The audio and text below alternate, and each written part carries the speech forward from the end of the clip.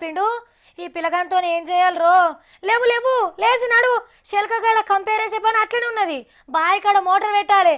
లేవురా, మళ్ళా కరెంటు పోతే మా పట్టుకొస్తుంది. లేచి నడువు నడువు అని ఇంటికాడ ఇట్లనే అంటనే ఉంటారు కదా. ఇది నేను మా తమ్ముడు సత్తికి చెప్తున్న ముచ్చట కాదు. అబ్బా ఏం చల్లిరా నాయనా, పెయ్యంత వణుకుడు పడుతుంది. నెరీగి 2 రోజుల సంధి ఇంకింత ఎక్కువైంది. పొద్దుగాల లేవాలంటే భయం, లేచి తానం చేయాలంటే భయం. ఇంత ఉడుకుడుకు షాయి తాగి ఎచ్చబెట్టిన నీళ్లు గుమ్మరించుకొని ఎండపొడకచ్చి నిలబడుతుండ్రు. అంగి మీద గరం కోట్ ఎయ్యందే అయ్యవారు రోడ్డెక్తలేడు. గరం కోట్లకు, మప్లర్లకు, బూషోట్లకు మస్తు గిరాకీలు పెరిగినాయి సల్జేవట్కే. మళ్ళీ ఇట్లా పొద్దుముక్తుందో లేదో సాలంటుకుంటుంది. రోడ్ల మీద తిరగాలంటేనే జనం వణుకుతున్నారనుకో రాదుండ్రి. ఊర్ల పొంట అయితే మంచిగింట మంట వేసుకొని ముచ్చట్లు చెప్పుకుంటా కూర్చుంటారు. పట్నంలో ఏముంది, 8 కొట్టకన్నా ముందే తలుపులు కిటికీలు బిగ్గరగా మూసేసి రగ్గులు కప్పుకొని బయట సలెట్లున్నదో తెలుసుకునేందుకు తీన్మరార్తలు చూస్తుండ్రు. అడవులు ఎక్కున్న ఏరియాలా ఇంకింత ఎక్కువ ఉందట. రేపు ఇంకా పెరగచ్చునట.